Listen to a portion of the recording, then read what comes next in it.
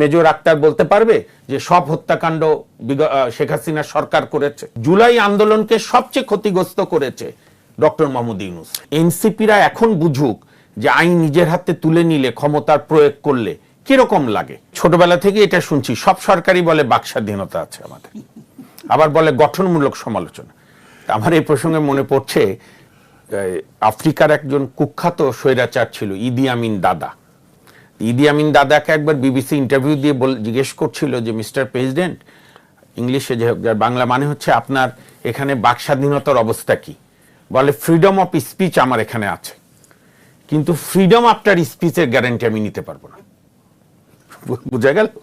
বাক স্বাধীনতা আছে, কিন্তু বাক স্বাধীনতা প্রয়োগ করার পর কি অবস্থা, এইটার দায়িত্ব আমি নিতে পারবো না। এখন আপনি যে ঘটনাটা উল্লেখ করেছেন হবিগঞ্জে পরে তো সিলেটের গোলাপগঞ্জ আমরা দেখলাম, তো এইটা তো আজকে থেকে না, এটা আমি যখন থেকে বুঝার বয়স থেকে হয়েছি আমি এই একই ধরনের প্যাটার্ন শুনছি। সরকারি দল বলে আমরা দায়িত্ব জানি না, বিরোধী দল বলে আমাদের উপর হামলা হয়েছে, বাস্তবে হামলা হয়েছে। আপনি যদি মোটা দাগে বলেন, আমার সবচেয়ে খারাপ লাগছে একটা বাচ্চা ছেলে, 18 বছর বয়স হয়নি, আলিফ, তার চোখটা সারা জীবনের মতো হারিয়ে গেছে। আমি জানি না বিদেশে নিয়ে গেলেও দৃষ্টি ফিরে পাবে কিনা। আরেকটা হচ্ছে একটা চোখ বোধহয় সম্ভবত বাম পাশের, আর ডান পাশেরও বোধহয় খুবই নিভু নিভু। দেখেন, মাত্র 18 বছর বয়স, সে গিয়েছিল তার রাজনৈতিক বিশ্বাস এনসিপির জনসভায় বা এনসিপির আপনার পদযাত্রায়। তা আমাদের যে মানবিকতার চূড়ান্ত পতন হয়েছে, এবং এটা আজকে না, বা এটা বিগত শেখ হাসিনার আমল থেকে না, তারও আগে থেকে। আমরা এখানে গ্রেনেড হামলাও দেখেছি একটা বিরোধী দলের জনসভায়। আর এই এনসিপিরা এখন বুঝুক যে আইন নিজের হাতে তুলে নিলে, ক্ষমতার প্রয়োগ করলে কিরকম লাগে। 5ই আগস্টে শেখ হাসিনার বিদায়ের পর 8ই আগস্টে যখন আমাদের নোবেল শান্তির দূত, বাঙালি যাকে পীর সাহেব মনে করত সবাই, ইভেন আমরাও, কারণ আপনার বিখ্যাত যে মার্কিন রাষ্ট্রপতি গণতন্ত্রের সংজ্ঞা দিয়েছিলেন, আব্রাহাম লিঙ্কন বলেছিল, কোন ব্যক্তি কেমন এটা তুমি তার আলোচনায় বুঝতে পারবে না, আমি সুন্দর সুন্দর কথা বলতে পারি, সেই ব্যক্তি কেমন সেটা বুঝবা সে ক্ষমতায় যাওয়ার পর কি করে। তো ক্ষমতায় যাওয়ার পর ডক্টর ইউনূস এবং তার গ্যাং 18 মাস ধরে এই মবকে উৎসাহিত করেছে, একটা গোটা প্রজন্মকে বেয়াদব, অসভ্য, শালীনতা বিবর্জিত লোক বানিয়েছে।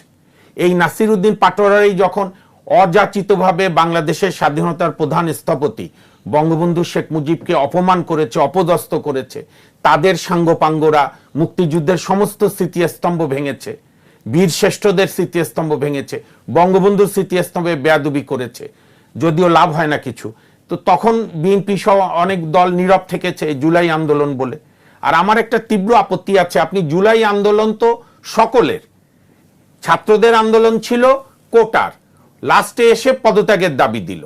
সংস্কার তো আসলো ওই যখন হারুনের ভাতের হোটেল বন্ধ হয়ে আলী রিয়াজের স্যান্ডউইচের হোটেল চালু হলো।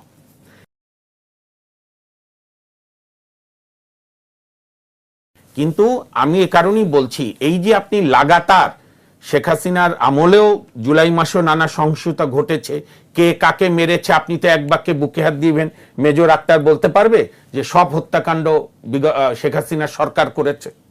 কেউ বলতে পারবে না, কারণ তদন্ত হয়নি, তো সংখ্যাই তো এখনো নির্ধারণ হয়নি কতজন শহীদ হয়েছে, যে ইউনূস 18 মাস থাকলো।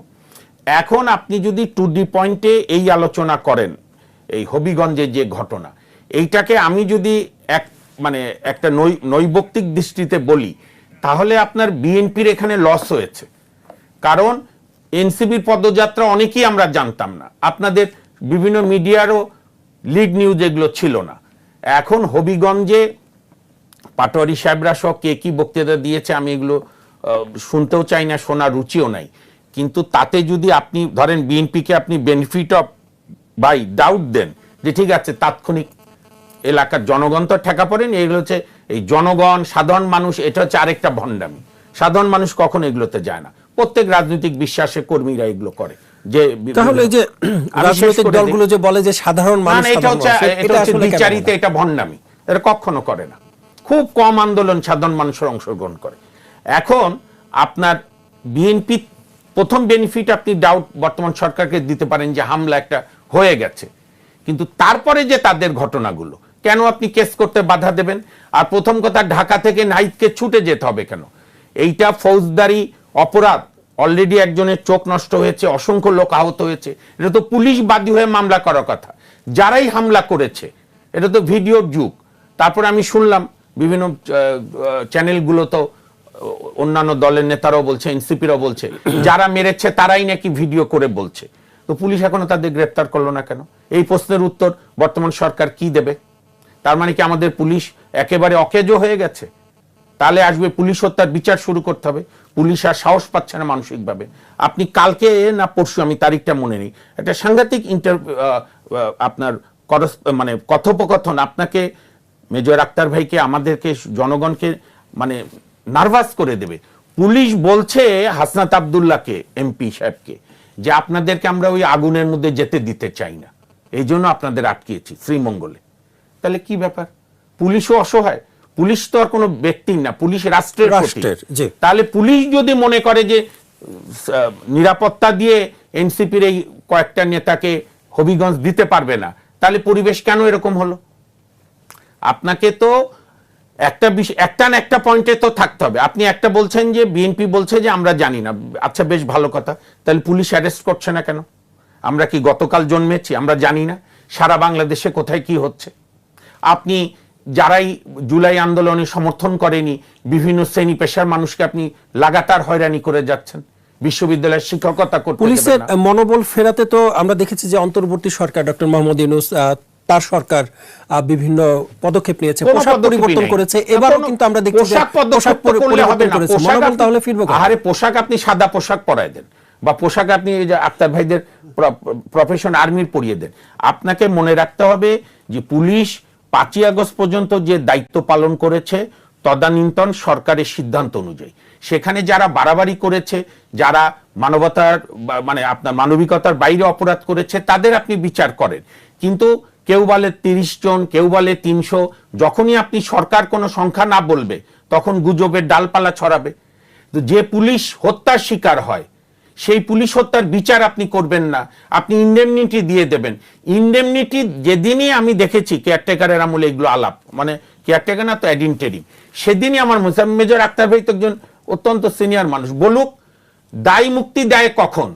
যখন আপনি অপরাধ করেন। তাছাড়া দায় মুক্তি হবে কেন? আর জুলাই আন্দোলন তো বাংলাদেশে প্রথম আন্দোলন না, 52 থেকে আন্দোলন, ভবিষ্যৎও হতে পারে। আমরা 90-এর গণঅভ্যুত্থান করেছি তরুণ ছাত্র হিসাবে। ওই আমরা আমাদের বড় ভাইরা এখন যারা বিভিন্ন রাজনৈতিক দলের নেতা, কেউ তো দায় মুক্তি নেয়নি। এরশাদ আমলে তো প্রচুর ভাঙচুর হয়েছে, কই আমরা তো বলিনি আমাদের দায় মুক্তি দাও। বাংলাদেশে একবারই দায় মুক্তি দিয়েছিল 75-এর 15ই আগস্টের বঙ্গবন্ধু হত্যার পর, সেটার পরে বিচার হচ্ছে। দায় মুক্তির মধ্য দিয়ে জুলাই আন্দোলনকে সবচেয়ে ক্ষতিগ্রস্ত করেছে ডক্টর মোহাম্মদ